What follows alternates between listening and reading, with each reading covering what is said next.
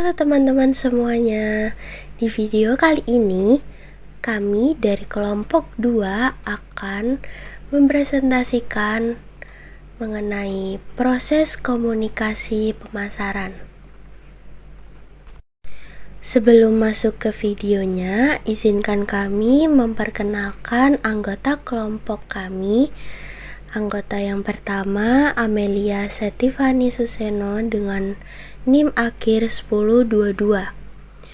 Kemudian Cornelia Novi Septianing Tias dengan NIM akhir 1064.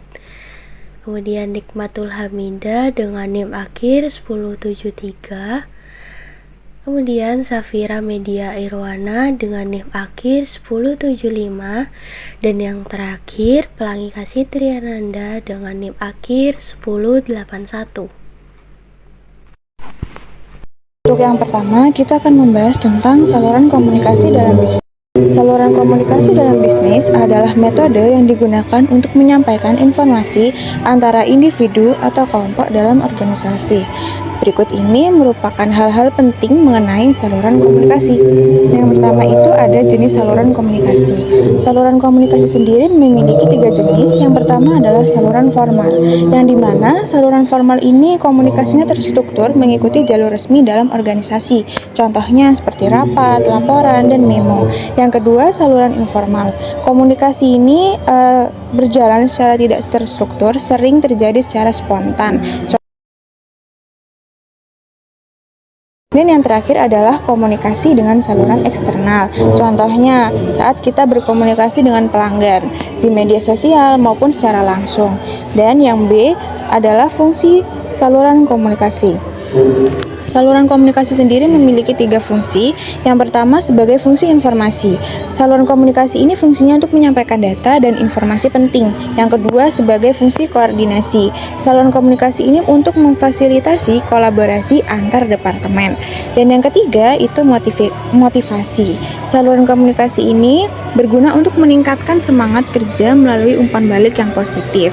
Dan yang terakhir kita akan membahas tentang faktor yang mempengaruhi efektivitas dari saluran komunikasi bisnis. Yang pertama, kejelasan pesan.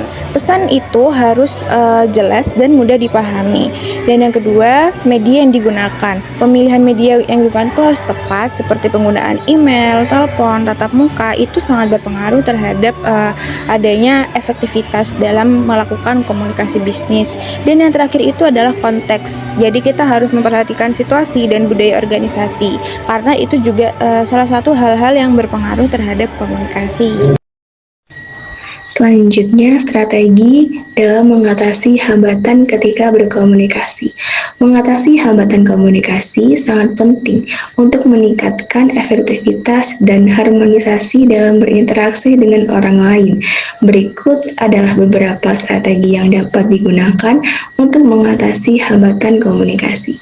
Yang pertama, dengarkan dengan empati. Salah satu strategi yang efektif adalah mendengarkan dengan empati ketika sedang berkomunikasi. Hal ini dilakukan dengan fokus pada apa yang dikatakan orang lain, mencoba memahami perasaan dan perspektif mereka, serta merespon dengan tepat. Mendengarkan empatik dapat menghilangkan banyak kesalahpahaman. Yang kedua, hindari asumsi dan dugaan. Asumsi tanpa klarifikasi seringkali menjadi hambatan besar dalam komunikasi. Oleh karena itu, penting untuk bertanya dan mencari klarifikasi ketika ada sesuatu yang tidak dipahami. Jadi, hindari langsung melompat ke kesimpulan sebelum benar-benar memahami situasi. Yang ketiga, komunikasilah dengan jelas dan tegas. Ambiguitas dalam komunikasi dapat menyebabkan kesalahpahaman. Komunikasilah dengan jelas dan tegas, menggunakan kalimat pendek dan langsung ke intinya, sehingga tujuan komunikasi jelas, agar pesan yang disampaikan dapat dipahami dengan baik. Yang keempat, gunakan bahasa tubuh yang positif. Bahasa tubuh juga memainkan peran penting dalam komunikasi. Gunakan bahasa tubuh yang positif seperti senyum, kontak mata yang tulus, dan postur tubuh terbuka untuk menciptakan suasana komunikasi yang lebih bersahabat. Yang terakhir, penggunaan teknologi. Strategi lain dalam mengatasi hambatan komunikasi adalah dengan memanfaatkan alat komunikasi modern seperti email, chat, dan video conference untuk mengurangi hambatan fisik dan teknis. Platform ini juga menyediakan berbagai fitur seperti terjemahan otomatis yang bisa membantu dalam mengatasi hambatan komunikasi.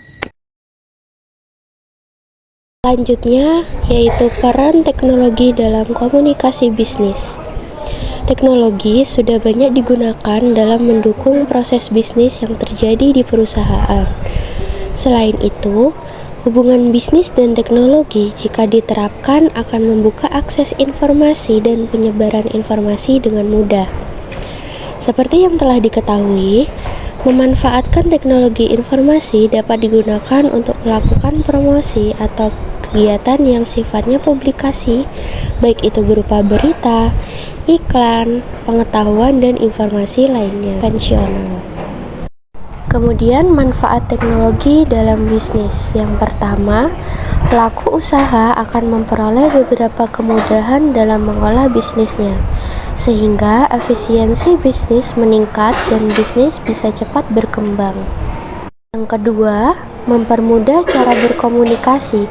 Bisnis yang memanfaatkan teknologi akan lebih mudah dalam melakukan komunikasi.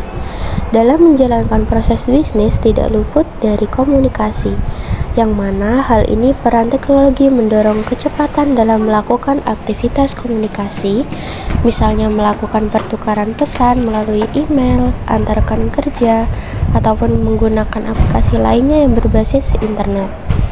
Adanya kolaborasi mitra bisnis berbeda pulau hingga beda negara, perusahaan memanfaatkan email agar mempermudah komunikasi. Selain itu, pelaku bisnis dapat dengan mudah melakukan komunikasi dengan para konsumen, sehingga mengetahui kebutuhan konsumennya dengan tepat. Yang ketiga, yaitu monitoring perkembangan bisnis. Teknologi akan membantu proses monitoring pergerakan bisnis.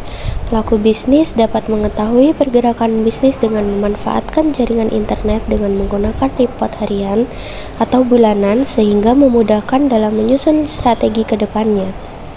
Selain itu, pelaku bisnis juga dapat memonitoring kinerja karyawannya melalui pemanfaatan teknologi. Yang keempat, menghemat biaya operasional. Terutama ketika memanfaatkan teknologi untuk pemasaran, akan menghemat biaya karena pelaku bisnis dapat mempromosikan bisnisnya melalui sosial media seperti Instagram, Facebook, dan TikTok yang sering digunakan oleh pelaku bisnis saat ini. Dan yang terakhir, yaitu perluasan pasar melalui e-commerce. E-commerce telah mengubah cara bisnis berinteraksi dengan pelanggan. Bisnis bisa menjual produk dan layanan secara online sehingga dapat memperluas jangkauan pasar tanpa ketergantungan pada lokasi fisik. Hal ini dapat menguntungkan bisnis kecil dan menengah dengan anggaran terbatas. Komunikasi bisnis adalah proses pertukaran informasi, gagasan, pendapat, dan instruksi antara individu atau kelompok dalam konteks bisnis. Ini meliputi komunikasi verbal dan nonverbal yang dilakukan secara personal atau impersonal guna mencapai tujuan perusahaan. Adapun pengertian menurut Purwanto, yaitu komunikasi bisnis adalah kegiatan pengiriman dan penerimaan pesan antar dua pihak, kelompok kecil, atau bahkan dalam suatu lingkungan atau lebih dengan tujuan untuk mempengaruhi perilaku di sebuah organisasi.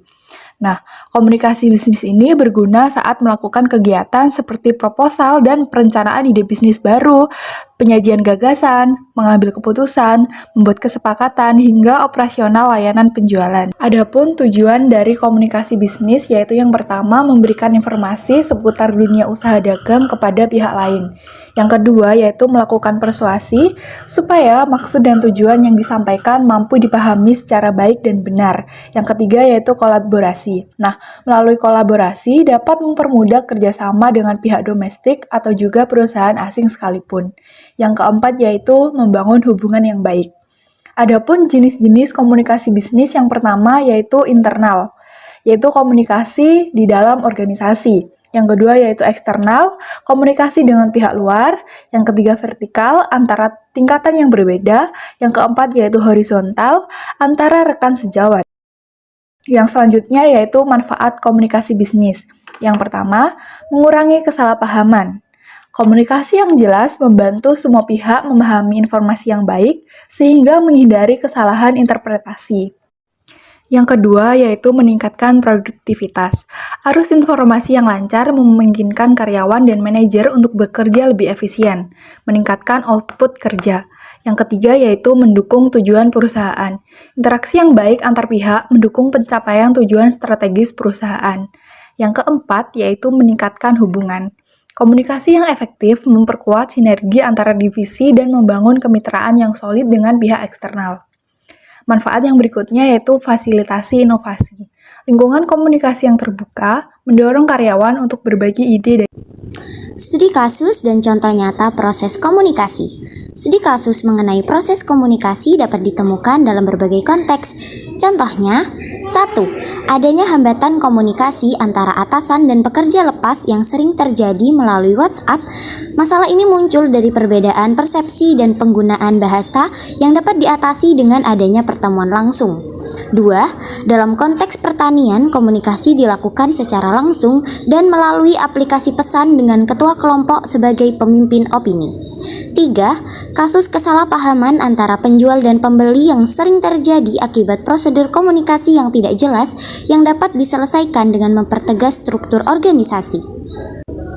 Selanjutnya, yakni bentuk interaksi atau komunikasi yang terjadi dalam kehidupan sehari-hari.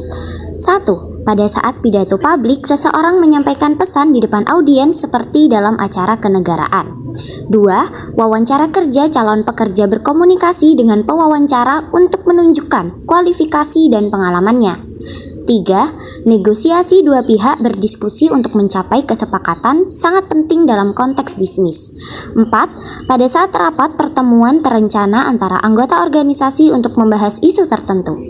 Dari adanya setiap contoh di atas mencerminkan pentingnya komunikasi verbal dalam membangun hubungan dan menyampaikan informasi.